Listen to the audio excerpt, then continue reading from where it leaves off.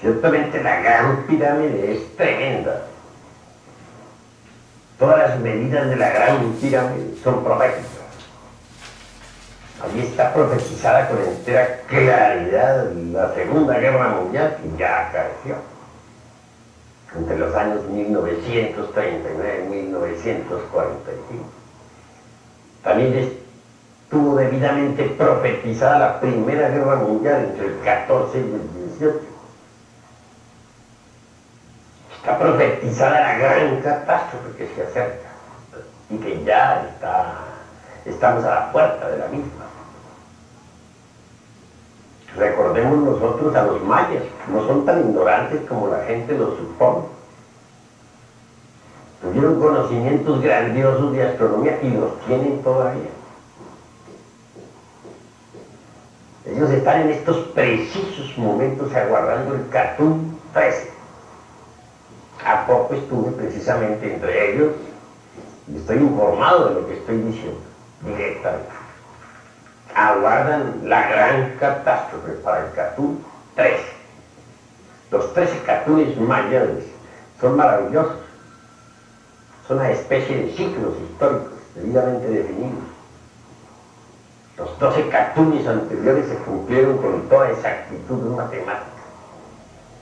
Y en estos precisos momentos ellos se están preparando para el Catún 13, en el que se dice habrá una gran catástrofe que cambia la fisonomía geológica de nuestro mundo Tierra en forma total y definitiva.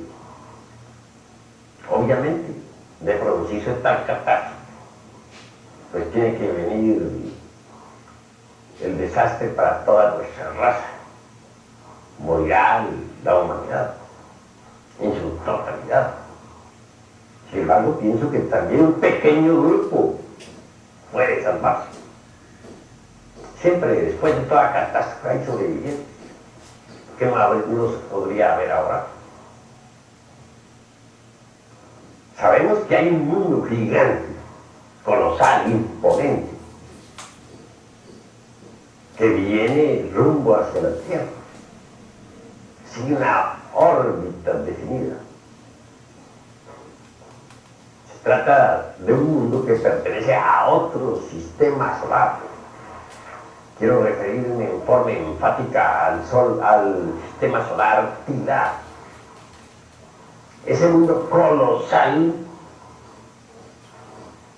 tiene en realidad de verdad una órbita tremenda. No. Cuando llegó al final de la época lemúrica, continente otrora situado en el Océano Pacífico, el fuego de los volcanes entró en erupción y a través de 10.000 años de terremotos fue desapareciendo aquel gigantesco continente hasta que se acabó definitivamente. Fue cubierto por las aguas del Pacífico. Restos de Lemuria tenemos toda la Australia y la isla de Pascua, situada frente a Chile. Cuando llegó al final de la época Atlante, se produjo la revolución de los ejes del mundo. Entonces los mares cambiaron derecho y se tragaron ese gran continente con toda su poderosa civilización. Ya viene nuevamente ese mundo colosal.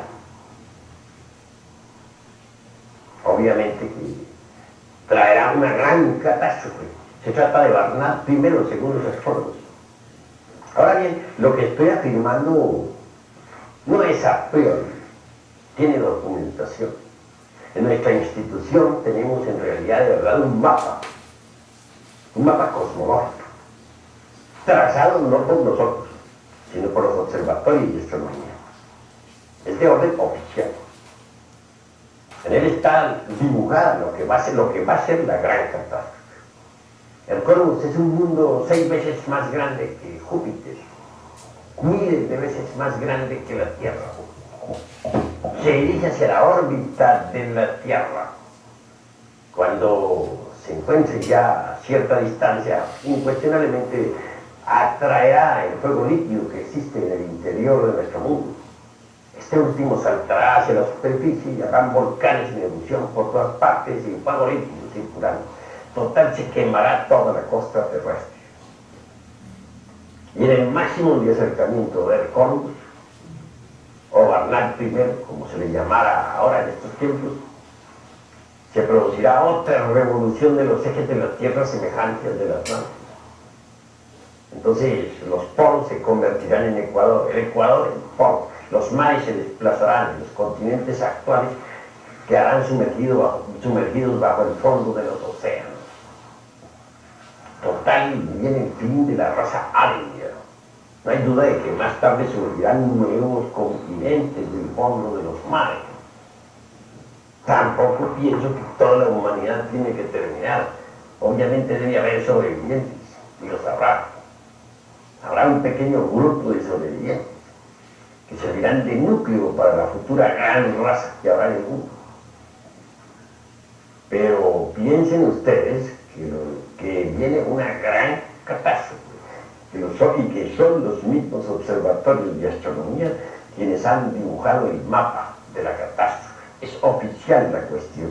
Si no se le ha dado publicidad en todos los países de la Tierra, se debe a la censura de muchos gobiernos que no quieren en modo alguno que los observatorios causen psicosis colectiva.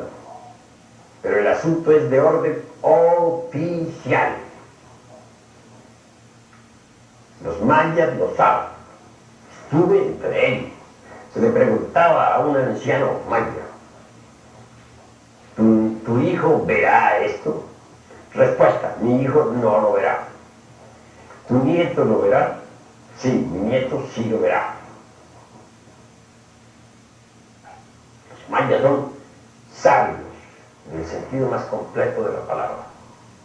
Quienes se atrevan a decir que los mayas son ignorantes, se ve que desconocen completamente la antropología.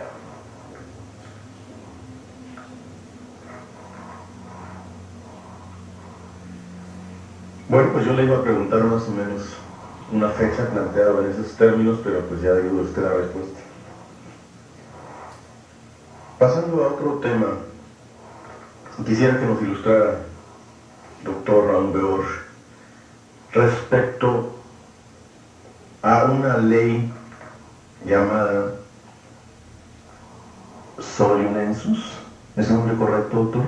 Correcto. El Solionensis es una ley muy interesante.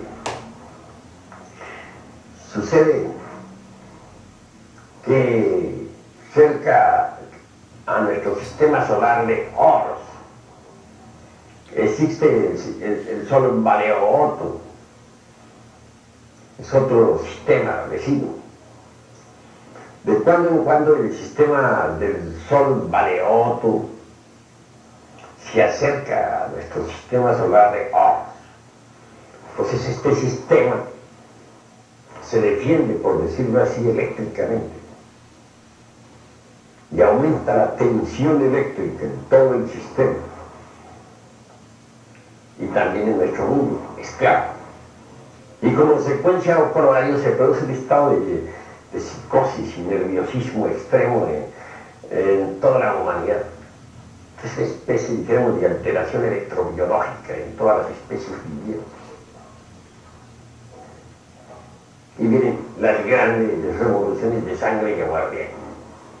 Los pueblos se levantan contra los gobiernos y hay por donde quiera desastres. Recordemos la Revolución Francesa. Se debió a un Solionensis. El pueblo se levantó entonces contra Luis XVI y la guillotina dio buena cuenta de todos los nobles de París. Fue horroroso aquel. Recordemos la revolución de 1917 en Rusia. Fue el producto de otro Solionensis.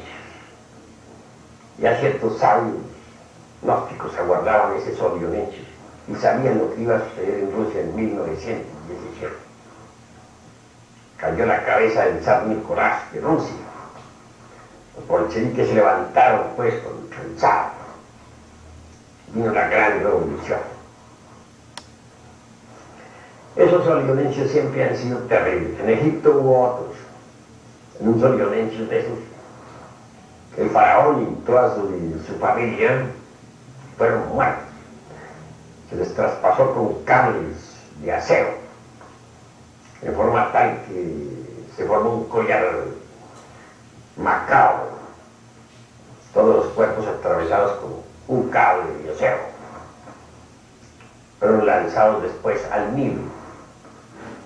Mucho se ha hablado sobre las dinastías del antiguo Egipto de los faraones, pero muy poco se ha hablado en realidad de verdad desde el punto de vista histórico, de lo sucedido entre dinastía y dinastía.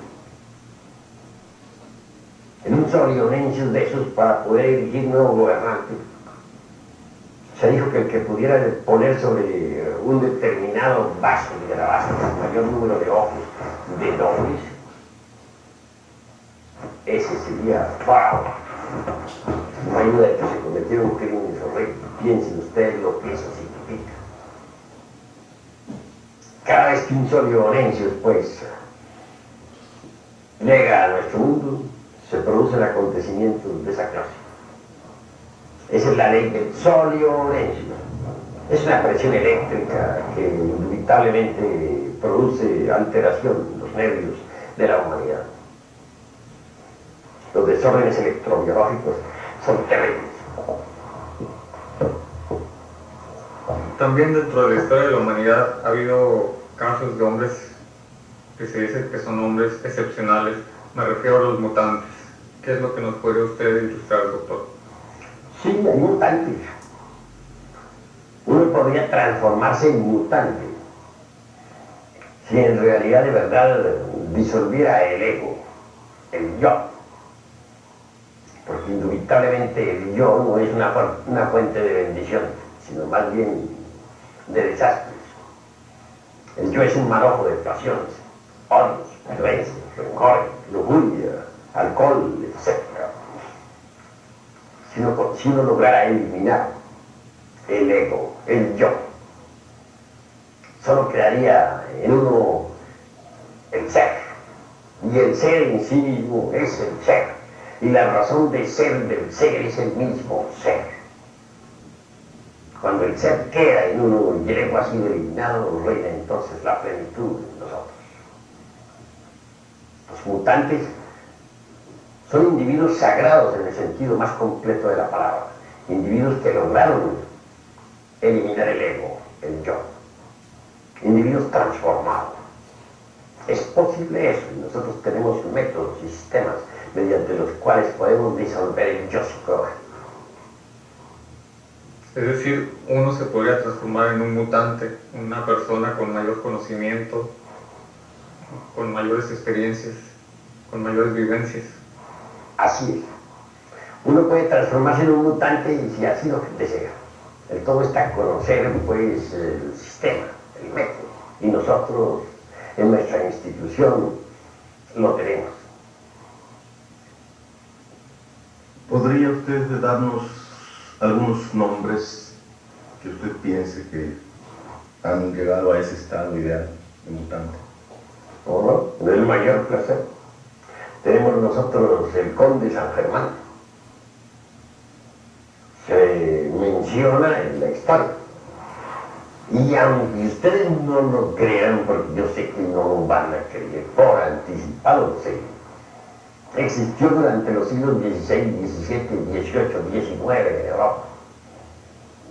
Se mueve en las cortes de todos los reyes. Es amigo de María Antonieta. Es amigo de Luis XV.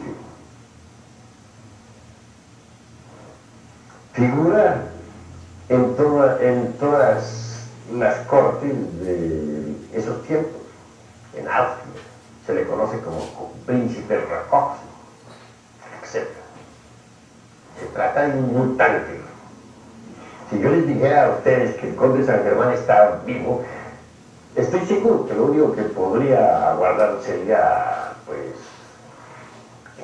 una sonrisa escéptica. ¿Y qué más? Y con razón, porque ustedes naturalmente no han estudiado jamás la ciencia de los mutantes. Eso es obvio. Pero Pero para quienes hemos hecho algún tipo de investigación en ese sentido, sabemos que es posible eso.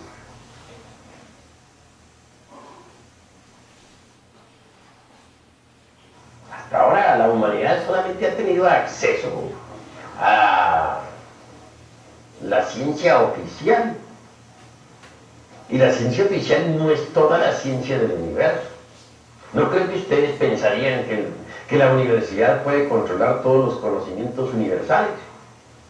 Creo que la universidad nos da una técnica para ganarnos la vida, pero en modo alguno podría controlar toda la ciencia del cosmos infinito. Así pues hay una diferencia entre la ciencia oficial y la ciencia pura. Tenemos que reconocer nosotros que la ciencia oficial, esa suma total de todas las teorías aprobadas en nuestro tiempo. Esas teorías cambian constantemente.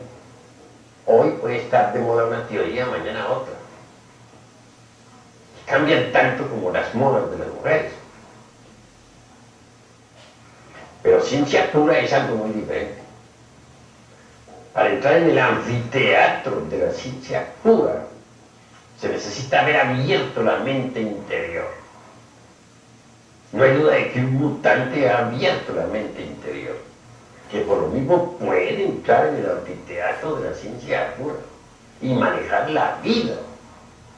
Los científicos no saben manejar vida, conocen la mecánica de los fenómenos, han estudiado y analizado la célula, el fondo vital de la célula viva, pero ¿qué saben ellos, por ejemplo, sobre el origen real de la vida?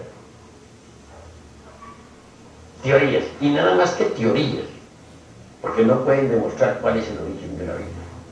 Uno puede tener una teoría y otro otra, pero nadie puede demostrar realmente lo que es el origen de la vida. Ellos pueden manejar la mecánica de la célula viva, pero no saben manejar en realidad de verdad el fondo vital. Para manejar el fondo vital hay que conocer en realidad de verdad la ciencia pura. Y la ciencia pura no la puede conocer sino aquel que ha abierto la mente interior. Quien ha abierto la mente interior sí entra en el anfiteatro de la ciencia cósmica, que se convierte de verdad en un sabio en el sentido más trascendental de la palabra. De verdad que empecemos por dividirlos en dos clases de gente. Los que conocen la ciencia oficial y los que han ingresado al anfiteatro de la ciencia cósmica. Son dos tipos de sabios. Los que están en la ciencia oficial común y corriente jamás creerían en aquellos que están en el anfiteatro de la ciencia cósmica. Nunca lo aceptarían. ¿Por qué? Porque está más allá de sus capacidades. Para penetrar en el anfiteatro de la ciencia cósmica, repito, hay que abrir la mente interior. Existen tres mentes. La primera la podríamos denominar la mente sensual. Esta elabora sus conceptos de contenido con las percepciones sensoriales externas. Nada puede saber sobre lo real. Nada. La segunda es la mente intermedia. En ella están depositadas las creencias. Un hombre puede darse el lujo de creer en todo lo que quiera, pero eso no lo transforma. Alguien podría creer que existe el sol, y alguien podría creer que no existe. Pero para el sol sería indiferente que creyeran o no creyeran en él. Las gentes que tienen desarrollada la mente intermedia, nada saben de lo real, solamente creen y eso es todo. La mente interior es algo más importante. Quien abre la mente interior, de hecho, tiene percepción directa de lo real. La mente interior es cognición de lo fundamental, conocimiento directo de eso que verdaderamente es lo real. Solo abriendo la mente interior podemos nosotros entrar en el anfiteatro de la ciencia cósmica. Antes no es posible. Por eso si yo les digo a ustedes que el conde San Germán vive en las épocas actuales, si tengo el valor de declararlo, estoy también absolutamente seguro que eso no lo creerá jamás nadie. ¿Por qué? Porque nadie ha abierto la mente interior. Pero quienes la han abierto saben que sí existe el conde San Germán. ¿Podría decirnos el nombre actual? ¿O quién es actualmente? Testimonios hay uno, y muy serio. Se trata de Giovanni Papini, el niño consentido del Vaticano, que entre paréntesis fue excomulgado por haber escrito su libro El Diablo. Él da testimonio en Gogh sobre el conde San Germán. Y Giovanni Papini es un escritor muy serio. Tiene una pluma de oro. Viajaba él por el mar Índico por el año 1939. Recién había empezado la Segunda Guerra Mundial. Sobre la cubierta vio a un personaje verdaderamente enigmático. Resolvió abordarlo. El hombre se manifestó asequible. Logró su amistad. No tuvo inconveniente alguna en mostrarle sus papeles de identificación. Se trataba del conde San Germán. Regresaba de Europa. Se había entrevistado con los hombres de Estado. Había tratado de aconsejarles para que no cometieran el error de lanzarse a la guerra. Como quiera que los encontró tan empeñados en la dura batalla, no le quedó más remedio que regresarse al Asia. En Calcuta, donde se detuvo el barco, el conde San Germán saltó a tierra. Allí le recibieron un grupo de venerables ancianos, lamas tibetanos que habían venido por él. Y con ellos se fue. Manifestó el conde San Germán a Giovanni Papini que él regresaría nuevamente al mundo occidental en el año de 1999, que ahora marcharía hacia su santuario del Tíbet. Y ahí el caso de un mutante. Los mutantes existen, aunque la gente no lo crea. Ahí sí que les diría a ustedes como Galileo, pur sermum, sermum. Doctor Samael, aún veo ¿por qué la fecha trascendental de 1999 se ha hecho tanto énfasis? Usted acaba de mencionarlo con el conde de San Germán. Nostradamus también lo cita como una época, una fecha que va a ser trascendental para la historia de la humanidad. ¿Qué nos podría usted decir al respecto? Ciertamente es una fecha bastante discutida. Nostradamus pone 1999 como el año de la gran catástrofe. Asegura que un rey muy terrible, dice, asaltará a París desde el cielo. Se refiere en sus cuartillas indudablemente al planeta Hercólogos. Y en cuanto al término París, es profundamente simbólico. Propiamente está haciendo alusión pues, al planeta Tierra en general. Pues el lenguaje de Nostradamus es así, alegórico. Se dice que la Tierra parecerá haber sido sacada de su órbita en ese año, que habrá una gran oscuridad. Indudablemente se trata de un eclipse.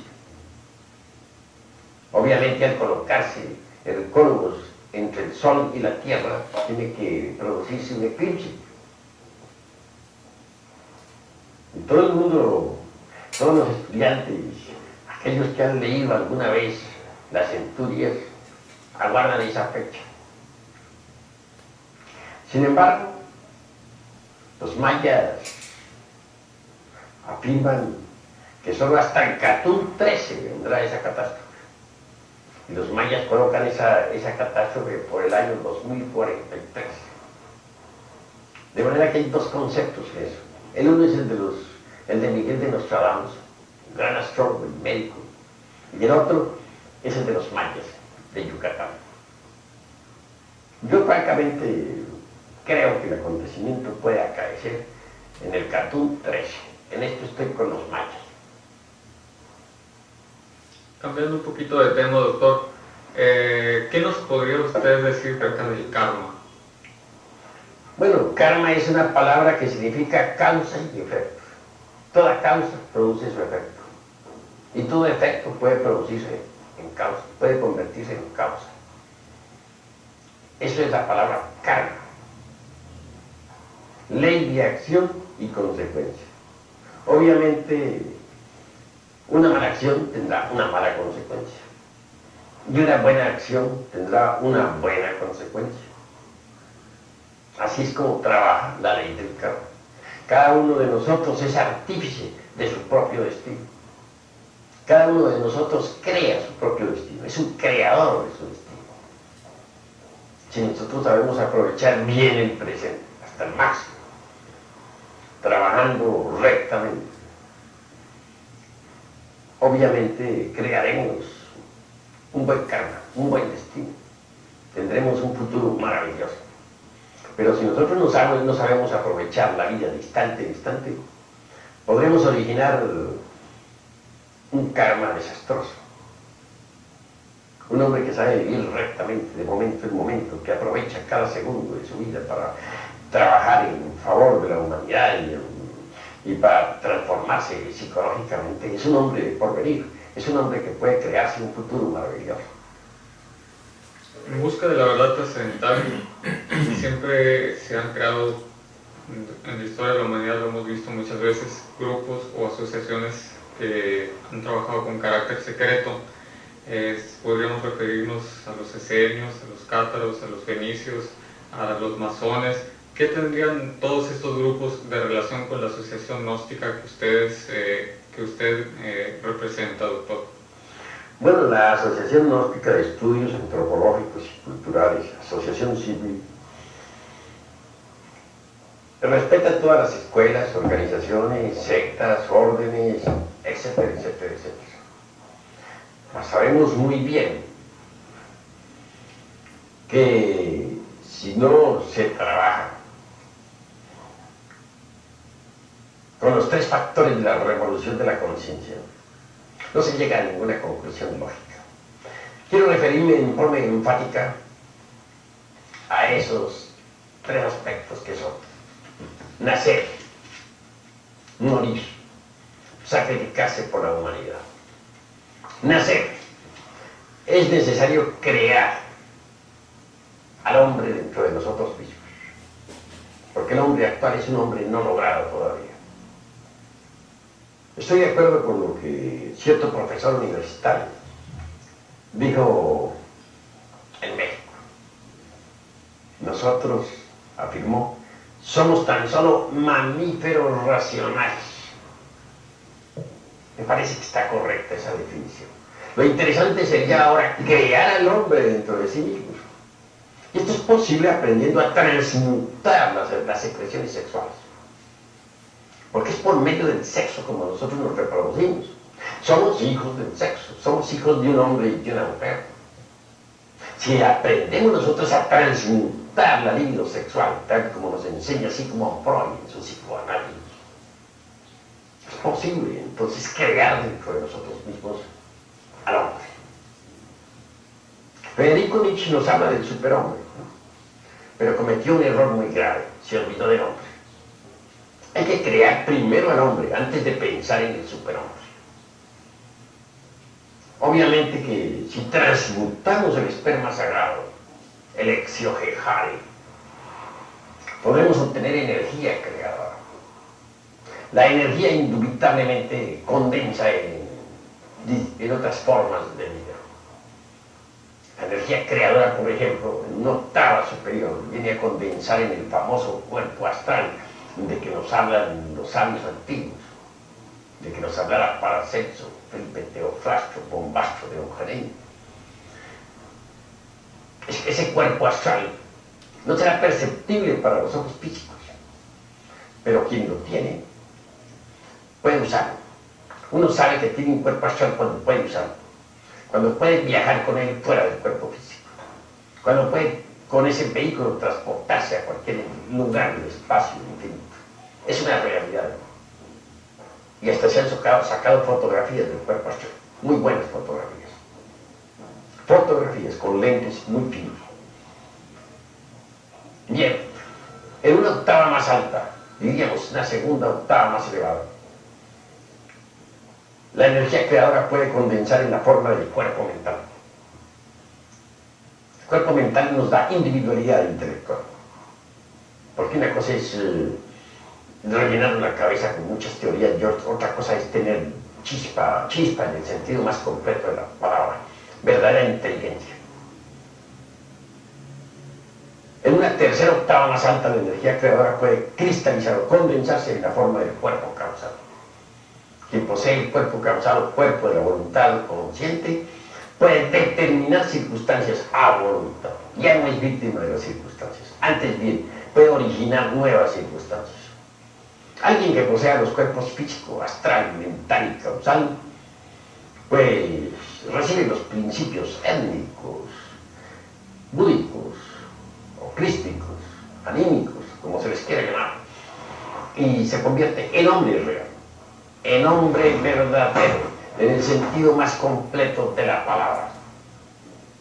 Obviamente, quien desarrolle el sentido de la autoobservación psicológica puede percibir el astral, percibir el mental, percibir el causal. Pero hay que poseer esos cuerpos en forma íntegra, unitotal, para poder ser hombre real. Antes de ese instante no se es hombre. Se es un mamífero racional, como dijo aquel profesor de la Universidad de México. Así que vale la pena trabajar por esa energía para convertirnos en hombre. El segundo factor necesario es disolver el ego, el yo psicológico, reducirlo a polvo, a fin de que solamente quede ser en nosotros. Y por último, levantar la antorcha en alto para iluminar el camino de otros. Escuela que no trabaje con esos tres factores de la revolución de la conciencia, y obviamente está embotellada entre las teorías y no llega a ninguna conclusión. Por muy respetable que sea una organización, si olvida esos tres factores de la revolución de la conciencia, para nada sirve. Yo respeto todas las organizaciones, sean del Oriente o del Occidente. Solamente me refiero en forma enfática a los tres factores. Y digo que esas escuelas, si no conocen esos tres factores, deberían conocerlos. Y eso es todo. A ustedes. Doctor Samael Aún Veo, mucho se ha hablado de la reencarnación del hombre, de que volvemos a nacer una y otra vez hasta completar nuestro estado de perfección espiritual. ¿Qué nos podría usted decir a este respecto? Con el mayor gusto daré respuesta a esta interesantísima pregunta. Para unos, la reencarnación, pues, es una teoría. Para otros, un motivo de fe, una creencia. Para otros, una superstición. Para otros, una carcajada, un sarcasmo y nada más. Pero para aquellos que recordamos nuestras vidas pasadas, la reencarnación es un hecho. Ahora bien, hay que hacer una plena diferenciación entre lo que es la ley de la reencarnación y lo que es la ley del eterno retorno de todas las cosas. Reencarnación significa el descenso de la divinidad en un hombre, la repetición de ese evento. Es precisamente eso, reencarnación. Repito, encarnación es el descenso de la divinidad en un hombre. Cuando se repite el evento, se llama reencarnación. De manera que reencarnarse, solamente se reencarnan los hombres que se han autorrealizado. Un Jesús de Nazaret, un Buda, un Hermes Trismegisto, un Quetzalcóatl, etc. Retorno es otra cosa. Pero para saber cómo se retorna, tendré que tocar ligeramente la cuestión muerte. La muerte en sí misma es una resta de quebrados. Terminada la operación matemática, lo único que continúa son los valores. Estos valores se los traga la eternidad. se sumergen en el espacio psicológico, en el ultra de todas las cosas, en las dimensiones superiores de la naturaleza y del cosmos. Los valores se atraen y repelen de acuerdo con las leyes de la implantación universal. Pero retornan, regresan, se reincorporan. Dan origen a nuevas células con sus percepciones y sensaciones. Aparecen en un nuevo organismo. Esa es la ley del eterno retorno de todas las cosas. Junto a esa ley va otra que se llama ley de recurrencia. Todo vuelve a ocurrir tal como sucedió. También debe ser explicada esta frase. La muerte es como una película. Digo, la vida es como una película, especie. Cuando se llega a la muerte, sencillamente se ha regresado al punto de partida original. Entonces esa película se absorbe en eternidad. Cuando los valores retornan, regresan, se reincorporan, desarrollan o proyectan otra vez sobre el tapete de la existencia la película de la vida. Esa misma película de siempre. Si uno no altera esos valores, la película continuará sin alteración. Pero si uno logra eliminar los falsos valores, la película podrá ser modificada. Un hombre es lo que es su vida. Si un hombre no trabaja su propia vida, está perdiendo el tiempo miserablemente. Nosotros los gnósticos queremos hacer de nuestra vida una obra maestra. Cuando lo logramos, conseguimos la liberación final. Pero hay que trabajar con su propia vida, modificarla, transformarla radicalmente. Eso solamente es posible eliminando de nuestra naturaleza psicológica los elementos psíquicos indeseables. Ira, codicia, lujuria, envidia, orgullo, pereza, gula, etc. Son tantos nuestros defectos psicológicos que aunque tuviéramos 1000 lenguas para hablar y para dar y hacer, no alcanzaríamos a enumerarlos a todos cabalmente. Así pues, siempre vivimos retornando y nos movemos de acuerdo con la ley de recurrencia. Todo vuelve a ocurrir tal como sucedió, más sus consecuencias. Cada existencia es una repetición de la vida pasada, más sus consecuencias. Quienes lleguen a recordar sus existencias anteriores podrán evidenciar lo que nosotros aquí estamos afirmando. En cuanto a mí se refiere, en nombre de la verdad he de decirles que recuerdo todas mis existencias anteriores. Por eso para mí lo que estoy afirmando es un hecho. Sí, doctor. ¿Nos podría usted hablar acerca de algunas de sus experiencias anteriores? Vidas anteriores. Algunas pueden ser de importancia y otras pueden no tener la menor importancia. Si digo que en mi pasada existencia fui Daniel Coronado, que anduve en la división del norte, por ejemplo, con las fuerzas de Pancho Villa, pues algunos lo creerán y otros no lo creerán, pero yo que lo viví, para mí eso es un hecho. Sería muy largo poderme narrar toda una vida. Únicamente me contento con decirles que fui Daniel Coronado y que estuve en la revolución y que no se me ha olvidado absolutamente nada de lo que me acaeció en esa existencia. ¿Es la inmediatamente anterior a esta? Es la inmediata anterior. Si quisiera enumerar todas mis vidas anteriores, estoy seguro que nuestro honorable público al fin se dormiría porque son muy largas. Piensen ustedes lo que significa nomás citar una sola vida. Nombres, apellidos, historia, la biografía entera de una existencia. Eso es muy largo. Ahora, narrar unas cuantos decenas o centenas, decenas de vidas anteriores, pues no tiene caso. Eso es muy largo. Me limito a decirles que recuerdo mis existencias anteriores. Dentro del temario que usted está tratando, doctor, hay un punto que trata acerca del desarrollo de los chakras. ¿Qué hay de esto? Los chakras o centros magnéticos del hombre son muy importantes. Obviamente existen 7 fundamentales en la espina dorsal. Despertarlos es cuestión sexual. Ante todo debemos reconocer que en el esperma sagrado existe la fuerza más grandiosa que nos puede transformar radicalmente. Actualmente hay una sociedad en los Estados Unidos que se llama la Sociedad Oneida. Los miembros de esa sociedad han sido debidamente controlados por grandes médicos científicos.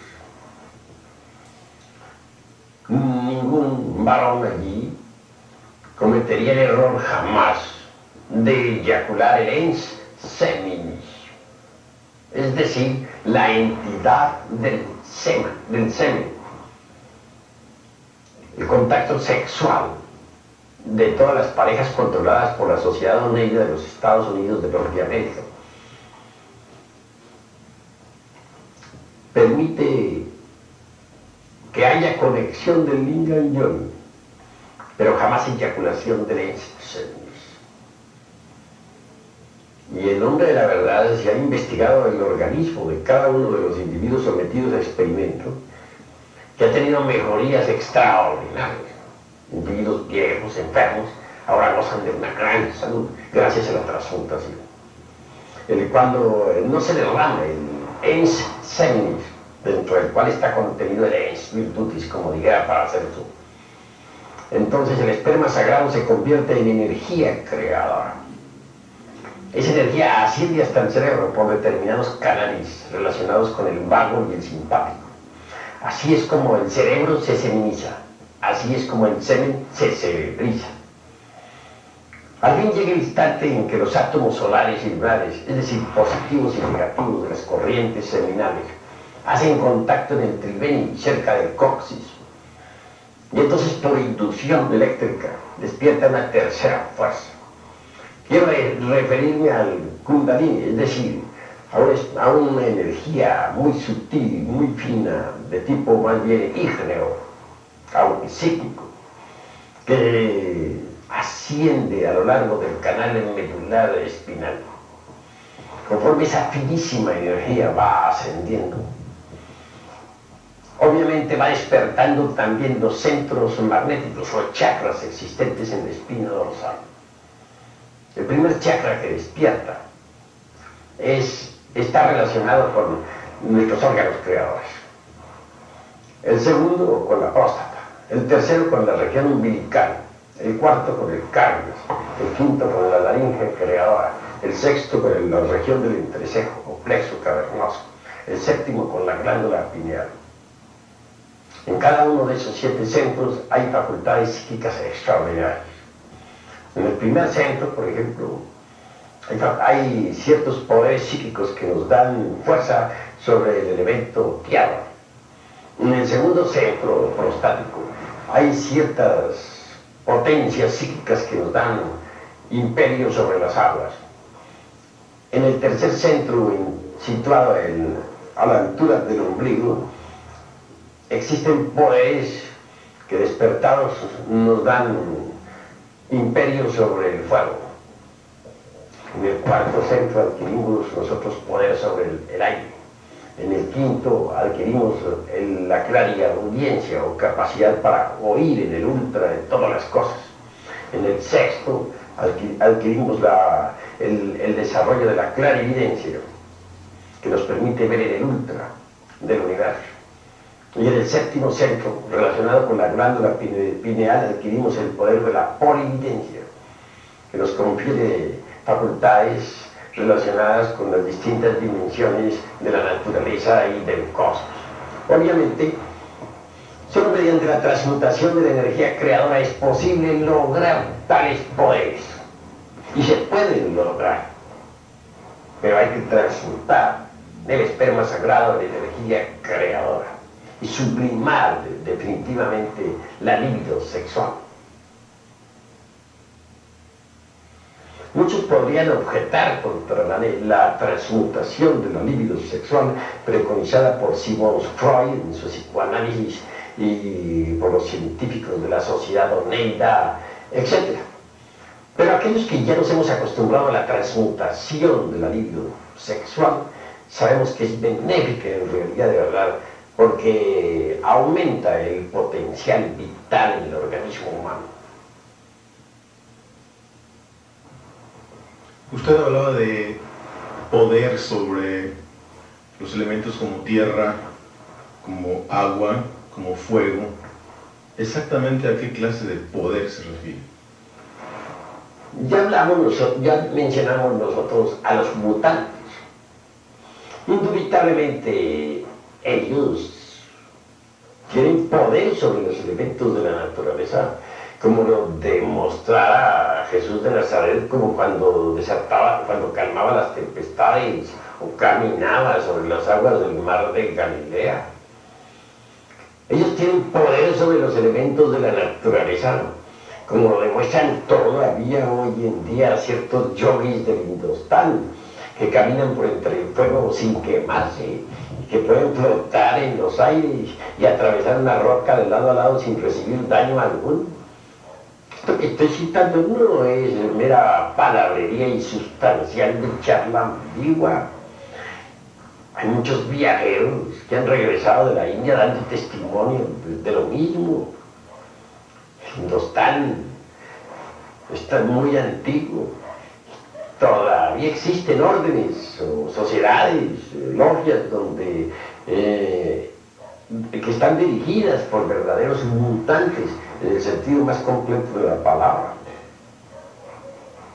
Doctor Samael Aumbeor, ¿cree usted que esta humanidad tendrá tiempo de llegar al grado de superhombre?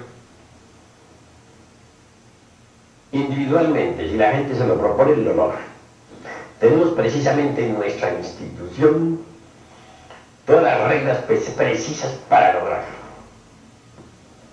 Tenemos métodos y sistemas que nos permiten llegar a esas alturas. Lo importante es naturalmente estudiar y practicar. El superhombre, ¿qué virtudes debe de reunir o qué virtudes poseerá cuando llegue a ese grado? En primer lugar, el que alcanza las alturas del superhombre se distingue por su modestia y sencillez. Un superhombre jamás dirá que lo es. Antes procurará pasar desapercibido por donde quiera que circule. No intentaría jamás engreírse, ni publicarlo a los cuatro vientos. El verdadero superhombre se distingue por su humildad. El verdadero superhombre pasa anónimo y desconocido por todas partes. Es sencillo, en el sentido más completo de la palabra.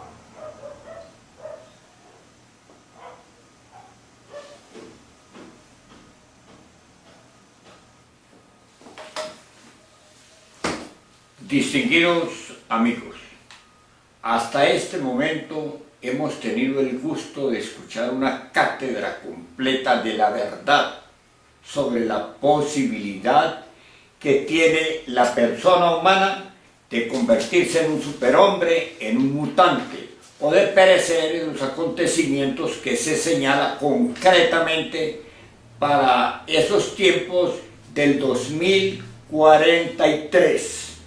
Quiero anotarles a ustedes, con todo respeto y consideración, que esta conferencia, esta cátedra que nos acaba de dar en su propia voz el venerable maestro Samael Aumbeor, como el avatara de esta era que termina, fue dictada en la Universidad de Hermosillo, en Sonora, México, en febrero de 1977. Total que estos temas que nos relata se vienen presentando desde hace más de 50 años. Y ya ahora, antes de su desencarnación, la que sucede el 24 de diciembre de ese mismo año de 1977, en febrero nos dejó esta alhaja de la sabiduría, esta perla de la sabiduría, la cual tiene documentación completa en todos los ámbitos de la ciencia, la filosofía, el arte y las religiones del esoterismo puro. Por de pronto, les agradezco infinitamente que me hayan acompañado a compartir con ustedes esta cátedra extraordinaria y me despido hasta una próxima oportunidad. Muchas gracias.